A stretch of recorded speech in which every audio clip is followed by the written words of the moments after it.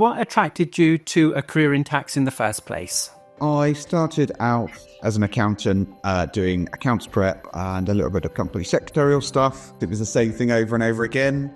Tax is far more interesting. I like to say exciting. Some people might not agree, but it's forever changing. I was interested in tax because I wanted to use my skills with numbers. I was also looking for a career where I would be able to progress. I wanted to work in tax as it was something completely different to anything that I've sort of done previously. What led you to studying the ATT qualification in the first instance? The ATT is obviously a very well-known, got a very well-known organisation. It's got a very good reputation for professionalism and high standards. You get that sort of accredited qualification and the reputation that comes with being a member of the ATT. I felt, because of my history of not being particularly great at exams, the ATT was really good because it was reviewing some of the accounting stuff that I'd already done, but also getting me used to using legislation in that exam scenario, which, I still use the legislation now. I wanted to get a qualification, and the ATT provided that qualification, and I'm very grateful for that because I can have that after my name and it feels like I've achieved something. People always want to recruit more people, specialized people and experienced people.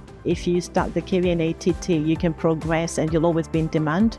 I think the key reasons for studying the ATT qualification is that everything I study I actually use in my job day to day. How did you find studying for the qualification, and how did you feel that was beneficial to your learning of tax and your knowledge of tax? We used to go and do 3 days on, for each exam potentially, and you had that 3-day learning process, and then you'd have maybe a revision process for 3 days as well, and then you take that to the exam. So you have to do extra work because you can't be taught it all in those classes.